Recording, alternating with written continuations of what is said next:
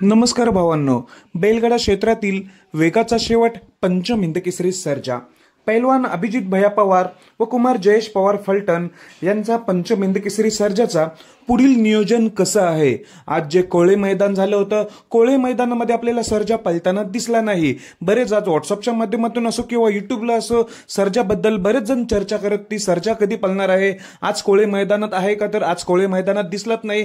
तर मी तुम्हाला या व्हिडिओ मार्फत सर्जा आता कोणत्या मैदानात पळताना दिसेल हेच मी तुम्हाला या व्हिडिओ मार्फत सांगणार आहे। तर सर्जाचं मागचं मैदान म्हणजे उरली देवाची मध्ये आपल्याला सर्जा पळताना दिसला होता। तिथे पैरा होता पिस्टन आणि सर्जा म्हटला व A1 जोडी टॉप मध्येच पळणारी जोडी, तिथे एक नंबरच झाला होता। फायनल तुम्ही बघितला असणार, थोडंसं निकालावर फॉल झाल्यामुळे शेवटी गुलालाचा मानकरी झाला होता, पण शेवटी जनतेच्या मनातील एक नंबर सर्जा आणि पिस्टननी केला होता। असं मित्रांनो, आता सर्जा कधी पळणार आहे तर तुम्हाला माहिती आहे, मालकांची बाईट बघितली असणार। मालकांनी स्पष्ट सांगितलं होतं की सर्जाला टॉप पैऱ्यामध्ये पळवणार आणि गॅपनी जास्त आराम देऊनच पळवणार आहेत। म्हणजे काय, आता 6-7 दिवसाचा आराम असणार आहे। म्हणजेच आपल्याला येत्या रविवारी 16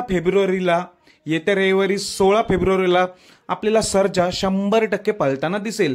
मला अंदाज अजून माहिती नाही कुठल्या मैदानात, भुईसला किंवा इतर मैदान असतील कडेगावला वगैरे, पण 16 तारखेला आपला सर्जा 100% पळताना दिसणार। तोपर्यंत आपला सर्जा आरामावर असणार आहे। मागे 9 तारखेला आपल्याला पळताना दिसला होता, आता डायरेक्ट 16 तारखेला, म्हणजे एका आठवड्याची विश्रांती असणार आहे। तर सर्जा प्रेमींनी वाट पाहूया आपण 16 तारखेला रविवारी। धन्यवाद भावांनो।